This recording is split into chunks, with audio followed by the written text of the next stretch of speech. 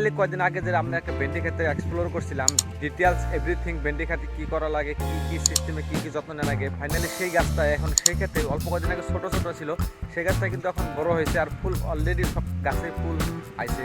আর ফুলটা আমি পুরো দেখাবো আপনারে। আরে দেখুন ফাইনালি ফুল লাগছে, ফলাইবো। এই গাছটা কদিন আগে অল্প ছোট ছিল, ছোট টাইমে আমি একটা ভিডিও করছিলাম, ভিডিওতে আপনার ছোট ছিল কীরকম যত্ন করতে লাগতো, এই যত্নটা কিন্তু এখন হয়ে গেছে। ওর পরে কিন্তু এখন ফাইনালি ফুল লাগছে, ম্যাক্সিমাম গাছে কিন্তু ফুল আইতেছে, সব কিন্তু কলি আইছে অলরেডি, সব দেখতে পাচ্ছেন কলি আইছে।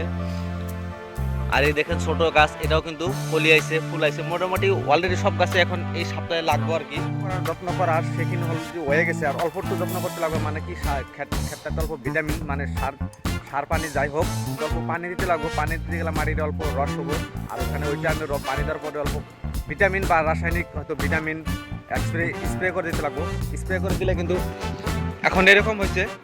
আর এরকম আমাদের জমি দেখতে পাচ্ছেন, তো এর জমিতে হয়তো ভেন্ডি অলরেডি কয়েকদিন আগে আমি একটা ভিডিও দিয়েছিলাম, সেই ভিডিওটা এখন এরকম হয়েছে, এরকম গাছ হয়েছে,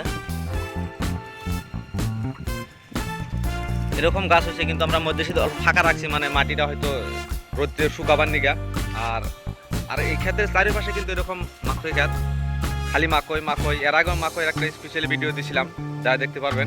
এরকম মাকই ভেন্ডি লাগছে মানে টাকা আইছে, টাকা মানে ভেন্ডি ফুল ধরছে মানে ফল আইছে, মানে টাকায় টাকা।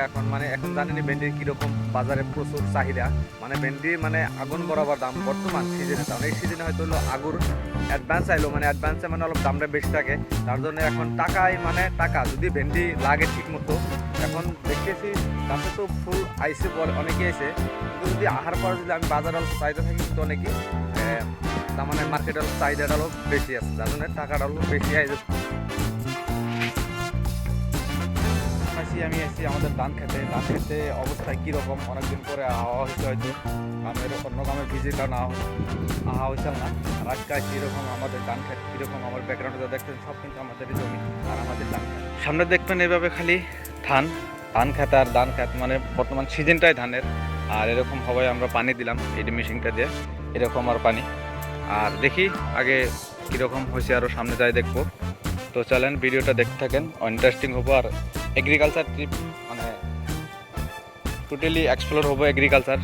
তো গাইস এরকম ধান খেতে হয়তো এখন একটা দরকার নিরে, মানে মাটিটা হাতে দিতে লাগবে। এরকম করে গাছ আছে, গাছটা ওড়া দিবেন, এরকম করে গাছ উড়ে দিলে মাটিটা অল্প নরম হয়ে গেল। আর যখন সার দেওয়া হবে, গাছে কাজ করবে না আর কি, সব সার গাছে লাগবে, ধানে কাজ করবে।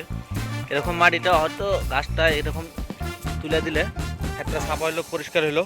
গাছে যখন সার দেওয়া হবে, সার কিন্তু অলরেডি কিন্তু পরিপূর্ণভাবে ধান খেতের যেটা ধান খেত, এই গাছটা কিন্তু অল্প ভালো হবে, মানে স্বাস্থ্যবান হবে আর অনেক বল দিবে।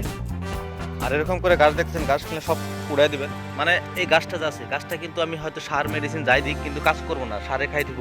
তার জন্য এরকম করে গাছটা উঠাইয়া মাটিটা অল্প নরম করে দিলে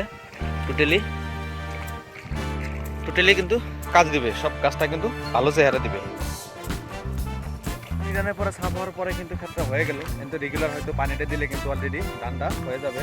আর কিন্তু পানি একদিন পরে মানে ক্ষেত্রে হয়তো ফাটে না জানি, যেরকম পানি দেওয়ার দরকার, যে ক্ষেত্রে যেরকম টান আর কি ওরকম পানিটা দিতে লাগবে। আর রেগুলার পানি দিলে কিন্তু অল্প দিন 1-1.5 মাস পানি দিলে কিন্তু ধানটা অলরেডি হয়ে যাবে।